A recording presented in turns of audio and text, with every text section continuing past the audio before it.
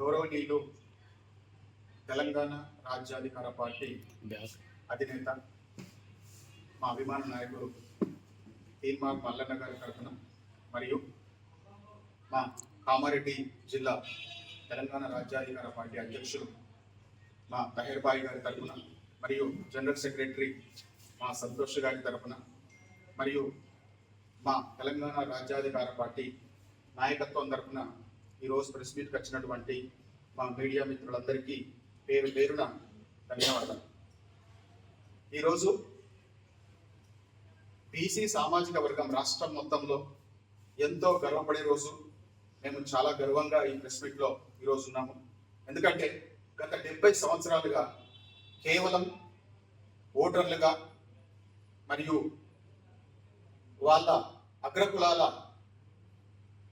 మిగతా పార్టీలటువంటి బీఆర్ఎస్ కానివ్వండి, కాంగ్రెస్ కానివ్వండి, బీజేపీ కానివ్వండి, ఇంకా ఇతర పార్టీల జెండాలు ఎజెండాలు మోస్తూ గత 70 సంవత్సరాలు గడిచినప్పటికీ ఇప్పటి వరకు బీసీలకు రాజకీయాల్లోనే కాదు వ్యవస్థలో ఎక్కడ ఎటువంటి సరైన ప్రాతినిధ్యం లేకుండా చేసినటువంటి ఈ సందర్భంలో గత 10-15 సంవత్సరాలుగా తీన్మార్ మల్లన్న గారు శత విధాలుగా ప్రయత్నం చేసి ఇక ఈ పార్టీలతో మనకు పని లేదు, ఎందుకు అంటే ఎన్ని పనులు చేసినప్పటికీ ఎంత చేసినప్పటికీ ఏ రకంగా బీసీలను గుర్తించే పరిస్థితిలో వాళ్ళు లేరు కనుక మనకంటూ ఒక పార్టీ ఉండాలి, మన బీఫామ్లు మనమే ఇచ్చుకోవాలి, ఓట్లు మన అయినప్పుడు సీట్లు మనయే కావాలి, అంతేకాకుండా మేమెంతో మాకంత ఎవరెంతో వారికంత అన్న నినాదంతో తెలంగాణ రాజ్యాధికార పార్టీని స్థాపించి కత్తెర గుర్తుతో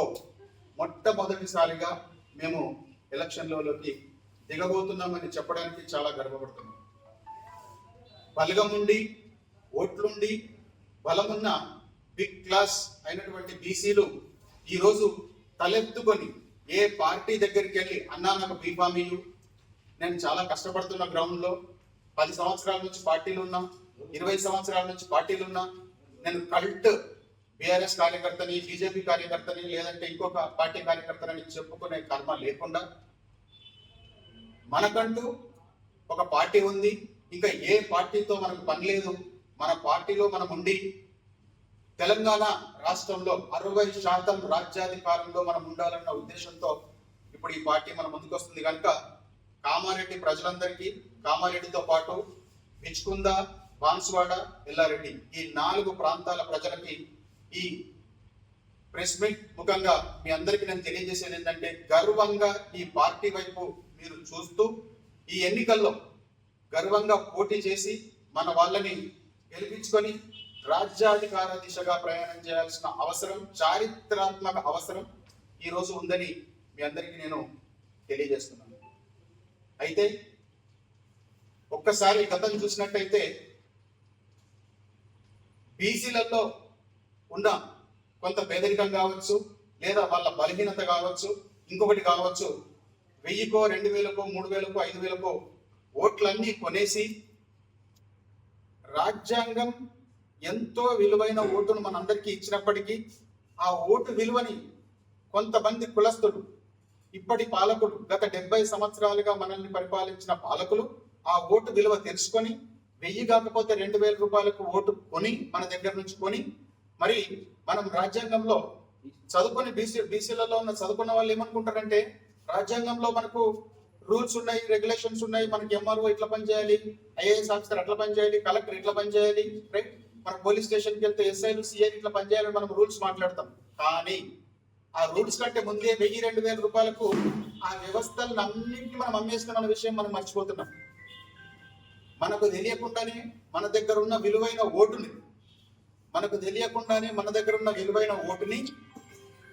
ఈ పాలకులు కొనేసి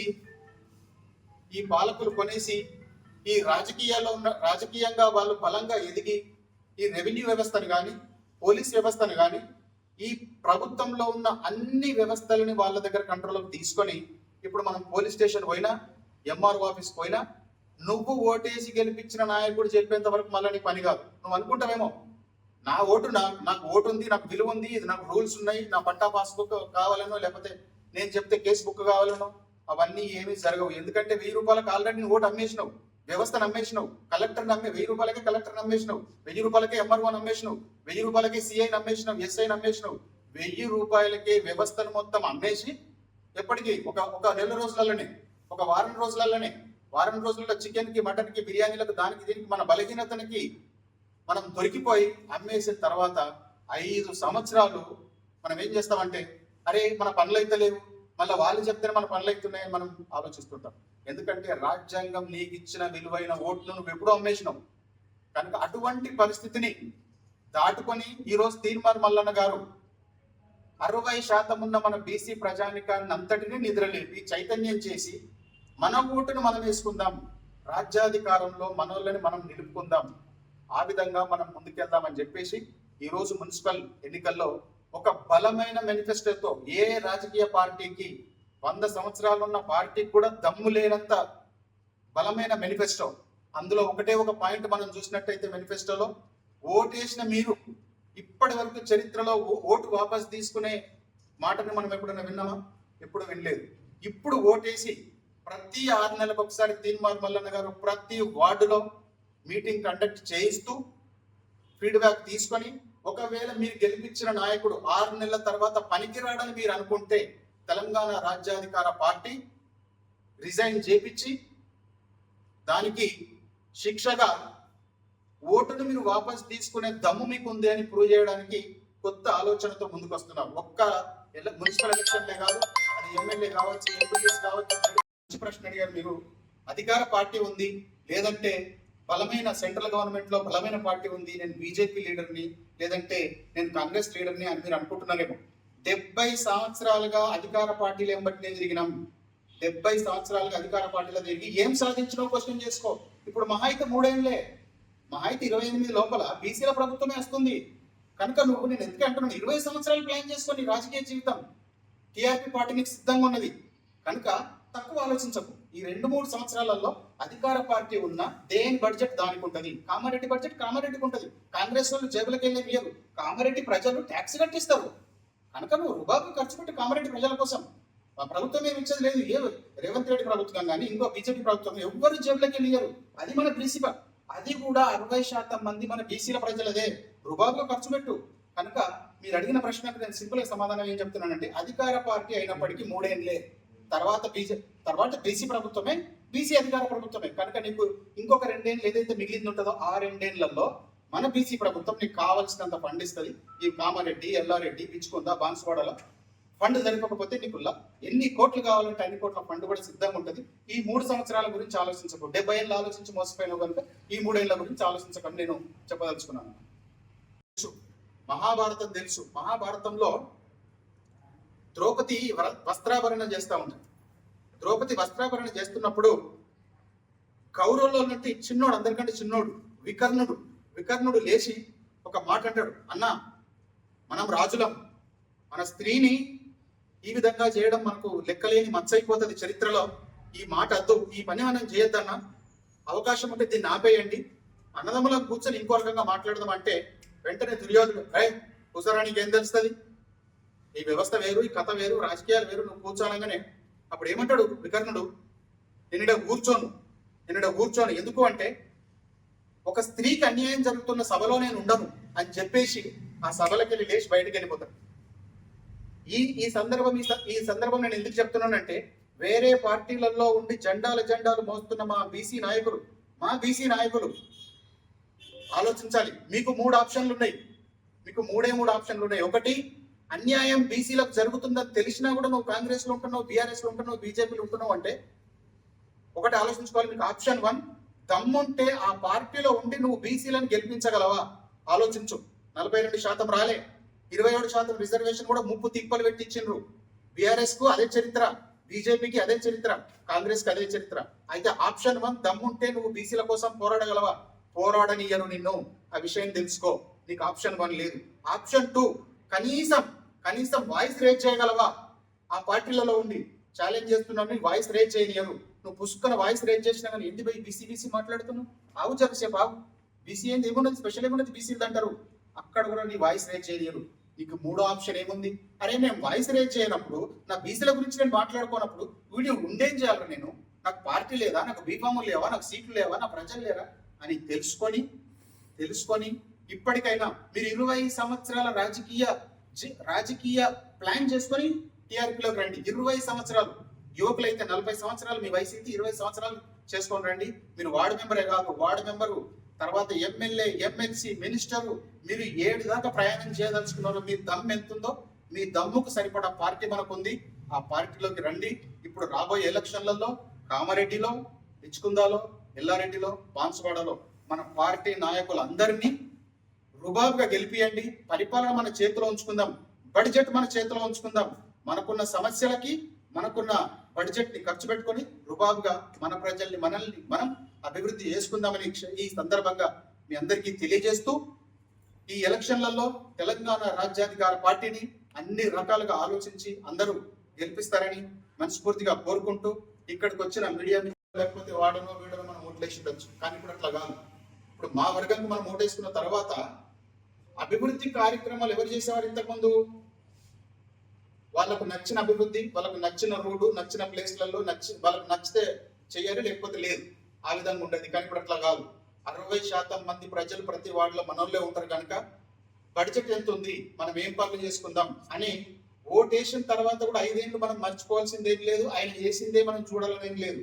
5 సంవత్సరాలు మళ్ళీ నెల కూర్చొని ఆ బడ్జెట్ ఎంత ఉంది, మన కాలనీలో ఉన్న సమస్యలలో టాప్ సమస్య ఏది ఉంది, ఈ 6 నెలల్లో మనం ఏ సమస్యను ఎట్లా రిజాల్వ్ చేసుకుందాం, ఎంత బడ్జెట్ ఖర్చు పెట్టుకుందాం అన్న విషయాన్ని కూడా మళ్ళీ తిరిగి ప్రజలే నిర్ణయించుకునే విధంగా ఈ రోజు మనకు ఒక కొత్త పరిపాలన రాబోతుంది. అది బీసీల పెద్దన్న పాత్రలో అన్న విషయం కూడా ఈ సందర్భంగా బీసీలందరూ, కామారెడ్డి, ఎల్లారెడ్డి, పిచ్చుకుంద మరియు బాన్సువాడ ప్రాంతంలో ఉన్న బీసీ మిత్రులందరూ మరియు అన్ని వర్గాల ప్రజలు ఈ కొత్త పరిపాలన వైపు మీరు దృష్టి సారించి మన బీసీ వర్గాల నాయకుల్ని గెలిపించాలని ఈ సందర్భంగా మీ అందరికీ మనం చేసుకుంటున్నాను. మేనిఫెస్టోలో భాగంగా ఇంకా చాలా విషయాలు మీకు త్వరలో రేపటి నుంచి మా తెలంగాణ రాజ్యాధికార పార్టీ కార్యకర్తలు తెలియజేస్తారు. మేనిఫెస్టోలో 10 ముఖ్యమైన పాయింట్లు ఉన్నాయి. ఆ పాయింట్లన్నీ మనం వివరంగా మన తెలంగాణ రాజ్యాధికార పార్టీ తరఫున తెలుసుకుందాం. అంతేకాకుండా ఈ పార్టీకి ఓటేసే ముందు ప్రతి ఓటరు, బీసీ ఓటరు, ముఖ్యంగా మన తెలంగాణ రాజ్యాధికార పార్టీ అధినేత అయినటువంటి మన మల్లన్న గారిని ముఖ్యంగా చూడాల్సిన అవసరం ఉంది. అయితే ఇక్కడ చాలా మందికి ప్రశ్నలు ఉండొచ్చు. అన్న మన బీసీలు బాగానే ఉన్నారు కానీ మన బీసీ నాయకుడు బలంగా లేడు, మన బీసీ నాయకుడు బలంగా లేడు, మరి తన పనులు చేస్తాడో చేయడో సరిగా, ఖాళీ 10వ తరగతి చదువుకున్నాడు, లేదంటే ఇంటర్ మాత్రమే చదువుకున్నాడు, లేదంటే మన ఎస్సీ నాయకులు ఉన్నారు కానీ సరిగా లేరు. ఇటువంటి పరిస్థితులు ఉంటే మీరు ఎవడే గుర్తుపెట్టుకోవాలి, మన బీసీ నాయకుడు ఎటువంటి వాడైనా మన బీసీ నాయకుడికి మనం ఫస్ట్ ఓటేసుకోవాలి. ఎందుకంటే పరిపాలన ఫస్ట్ మన చేతిలోకి తీసుకోవాలి. పరిపాలన ఫస్ట్ మన చేతిలోకి తీసుకొని మల్లన్న గారు రాష్ట్ర వ్యాప్తంగా ఒక ప్రాపర్ ఫార్మాట్ లో ఈ మున్సిపల్ పరిపాలన సాగించడానికి ఒక ప్రత్యేకమైన ప్రణాళిక చేసుకొని సిద్ధంగా ఉన్నాడు. కనుక మన గల్లీలలో ఉన్న నాయకుడు, మన బీసీ నాయకుడు చదువు లేకనో లేకపోతే ఇంకో కారణం వల్లనో డబ్బులు లేకనో కొంత ఎంత పడ్డా వెంటనే మల్లన్న ఉంటాడు. మల్లన్న దాని వెనకాల మల్లన్న పార్టీ ఉంటుంది. కనుక మీ వార్డు నుంచి ఒక్క ఫోన్ కాల్ చేస్తే మీరు మల్లన్నని రీచ్ కావచ్చు. వార్డు లేదని సమస్య సాల్వ్ కాకపోతే వార్డు సమస్య మీ జిల్లాని దాటి రాకుండా మల్లన్న గారు ఇప్పుడు టెక్నాలజీ ప్రపంచంలో ఉన్నాం, ఆర్టిఫిషియల్ ఇంటెలిజెన్స్ ప్రపంచంలో ఉన్నాం. కనుక మీరు ఇంట్లో కాల్ మీద కాల్ వేసుకొని మీకున్న సమస్యని ఒక్క ఫోన్ ద్వారా తెలియజేస్తే చాలు, మన వాళ్ళ కోసం పనిచేయడానికి సిద్ధంగా ఉంటారు. ఇప్పటిదాకా నమస్తే దొర, నమస్తే పటేల్, నమస్తే అన్న ఓటేసినంతసేపే మన ఇంటికి వస్తారు. 5 ఏళ్ళు మళ్ళీ వాళ్ళ ఇళ్లలో పోయి లైన్ కట్టి అవకాశం ఇస్తే లోపలికి పోవాలో లేకపోతే లేదు. ఆ పరిస్థితి ఇప్పుడు రాదు మనకి. కనుక ఎందుకు మన వాళ్ళు నాయకులు ఎదుగుతున్నారు, మన వాళ్ళని మనం ఓటేసుకొని మన నాయకులు చేసినప్పుడు మన మల్లన్న గారి ద్వారా మన పరిపాలన సాగుతుంటది. కనుక నేను మరొకసారి చెప్తున్నాను, తీసుకునే హక్కే కాదు, ఇంట్లో కూర్చొని మీరు ఫోన్ దాటి ఏ సమస్య కూడా మీ ఫోన్ దాటి రావద్దు ఇంట్లోకి. అటువంటి పరిపాలన సాగించడానికి మా దగ్గర చాలా ప్రత్యేకమైన ప్రణాళికలు ఉన్నాయి. టెక్నాలజీని వాడుకొని ప్రత్యేకంగా ఈ పరిపాలన సాగించడానికి మేము ముందుకు వస్తున్నాం. ఆ విషయాన్ని కూడా ముఖ్యంగా బీసీ ప్రజలందరూ ఒకసారి ఆలోచించి అరే మా పార్టీ వచ్చింది అన్న విషయం మీరు గుర్తుంచుకోవాల్సిన అవసరం ఈ సందర్భం గుర్తు చేస్తున్నాను. ఇంకొక ముఖ్యమైన విషయం మీ అందరికీ చెప్పాలి.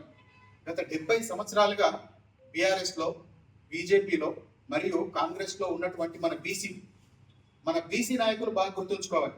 అక్కడ సెకండ్ లేయర్ లోను, థర్డ్ లేయర్ లోను ఉంటారు. ఫస్ట్ లేయర్ లో మన బీసీలు ఎన్నడూ ఉండరు. ఆ సెకండ్ లేయర్ లో, థర్డ్ లేయర్ లో ఉండే బీసీలు ఈ మాట కరెక్ట్గా వినండి. మీరు అక్కడ ఏంటికి ఉంటున్నారు? రెండు ఆలోచనలు.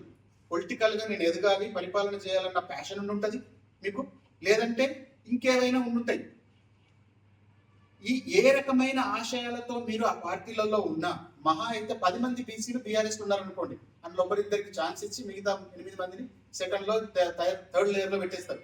కానీ తెలంగాణ రాజ్యాధికార పార్టీలోకి మీరు వచ్చి చూస్తే 60% సీట్లు మనే. ఇప్పుడు మీరు అడిగి ఇప్పుడు ప్రస్తుత పరిస్థితి చూస్తే 60% మంది మనం ఉంటే ఎంతమంది ఎమ్మెల్యేలు ఉన్నారు? 70 మంది ఎమ్మెల్యేలు ఉండాలి. ఎందరు ఉన్నారు? 19 మంది ఉన్నారు. మిగతా ఎమ్మెల్యేలు అందరూ ఎటువైన మనలు, మరి మనకు రావాల్సిన సీట్లు ఎటువైనాయి? మీరు ఎవరి జెండాలు మోస్తున్నారో వాళ్ళ దగ్గర ఉన్నాయి. ఇప్పుడు మీరు తిరిగి పార్టీలోకి వస్తే మీరు ఏ ఉద్దేశంతో ఆ పార్టీలో ఉన్నారో ఆ ఉద్దేశం ఇక్కడ నెరవేరుతుంది, రుబాబుగా నెరవేరుతుంది, గర్వంగా నెరవేరుతుంది. నువ్వు బీసీవై ఉండి బీసీలకు సేవ చేసుకునే అవకాశం నీకు ఉంటుంది. ప్రత్యేకంగా మల్లన్న గారు, మనకి ఏ పార్టీలో ఉన్న నాయకులు వెంబడ మనం పడాల్సిన అవసరం లేదు. మన బీసీ ఒక గుడిసెలు ఉన్నా సరే తీసుకొచ్చుకొని మనం నాయకుడిని చేసుకుందామని చెప్తారు. అయినప్పటికీ నేను ఈ మాట ఎందుకు చెప్తున్నానంటే, మా బీసీ నాయకులు సెకండ్ లేయర్లో, థర్డ్ లేయర్లో పార్టీలలో ఉండి వాళ్ళకు జెండాలు కొట్టుకుంటా, జైలు కొట్టుకుంటా 70 ఏళ్ళు గడిచిపోయినాయి. మన ముత్తాతలు, మన తాతలు, మన తండ్రులు. ఇప్పుడు మనం అంతా చదువుకొని మనం కూడా జైలు జెండాలు కొట్టుకుంటా కూర్చుంటే మన బీసీ వర్గాలు ఏమైపోవాలి? కనుక ఈ సందర్భంగా మీకు ఏం చెప్తున్నానంటే, ఒకరిద్దరు కాదు, 60% మంది, 60% సీట్లు మన దగ్గర ఉన్నాయి. మీరు రావడమే లేటు, ఓట్లు మనే, సీట్లు మనే. మల్లన్న మనకు బలంగా నిలబడుతున్నాడు. అసెంబ్లీ ఇప్పుడు కౌన్సిల్లో మనం చూస్తున్నాం ఎంత బలంగా మాట్లాడుతున్నాడు మల్లన్న. కనుక ఈ సందర్భంగా మీరు ఆలోచించి, మరి ఏ పార్టీలో ఉండినా బీసీలకు సేవ చేయొచ్చో మీరు ఆలోచిస్తే చాలా మంచిదని నేను మీకు ఒక సూచన చేస్తున్నాను. ఒకవేళ మీరు ఆలోచించకపోయినా నష్టమేం లేదు, ఎందుకంటే మీ కింద ప్రజలు ఆల్రెడీ ఆలోచిస్తున్నారు. కనుక మీరు ఒకవేళ నిలబడ్డా ఇప్పుడే కాదు, రాబోయే రోజులలో గెలవడం ఇంపాసిబుల్.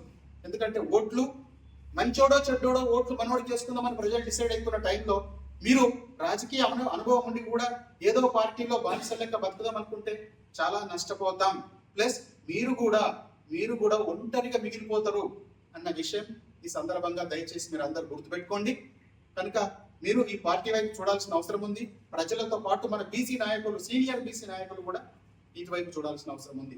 కనుక చివరిగా నేను ఒక చిన్న మాట చెప్పి, ఎక్కడైతే ఈ 92 వార్డ్స్ లో మేము ఏదైతే పోటీ చేస్తున్నామో, మా ఎస్టీ వర్గాలు రాష్ట్ర వ్యాప్తంగా మా వెంబడే ఉన్నారు. కనుక ఎక్కడెక్కడైతే మా ఎస్సీ వర్గాలు తెలంగాణ రాజ్యాధికార పార్టీ తరఫున పోటీ చేస్తున్నారో, బీసీలమందరం ఆ పర్టికులర్ వార్డులో మా ఎస్సీ వర్గంకే, మా తెలంగాణ రాజ్యాధికార పార్టీ నుంచి పోటీ చేస్తున్న వాళ్ళకే మేము ఓటేసి వాళ్ళని గెలిపిస్తాం. ప్లస్ ఎస్టీలు కూడా మా వర్గం వారే, వాళ్ళకు కూడా మా పార్టీ తరఫున పోటీ చేస్తున్న వాళ్ళకే ఓటేసి గెలిపిస్తాం.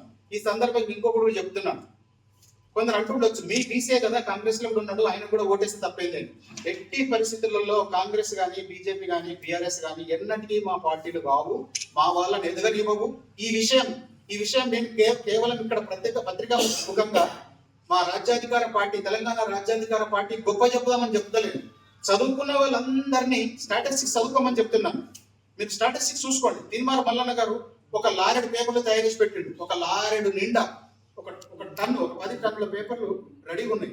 చదువుకొని మనల్ని 70 ఏళ్ళుగా ఎదగనిచ్చిండ్రు అనుకుంటే బీఆర్ఎస్ కోటేయండి, ఏం ప్రాబ్లం లేదు. బీజేపీలో ఓటేయండి, లేదంటే కాంగ్రెస్ కోటేయండి, మీకు నచ్చిన పార్టీ ఓటేయండి. ప్రత్యేకంగా ఇంకొకటి కూడా చెప్తున్నాను, వేరే రాష్ట్రాల నుంచి వచ్చిన పార్టీలను దయచేసి ఎంకరేజ్ చేయొద్దు. మనమేం గొడ్డుపోయిన వాళ్ళమేం కాదు. బీసీలు ఇక్కడ ఏం తక్కువైన వాళ్ళు ఏం లేరు. మనకు పార్టీ లేదా, మనకు ఓట్లు లేవా, మనం లేమా? వేరే పార్టీలతో మనకేం పని?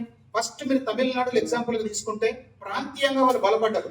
ఫస్ట్ ఇల్లు చదువుకున్నారు వాళ్ళు, తర్వాత సెంట్రల్ గవర్నమెంట్ తోని సంబంధం వాళ్ళు. మనం కూడా మీ అందరికి బీజేపీ ఇష్టమైతే మనం బీజేపీతో అంతమచ్చు, మీ అందరికి కాంగ్రెస్ ఇష్టమైతే కాంగ్రెస్ తో ఓటమచ్చు మనం.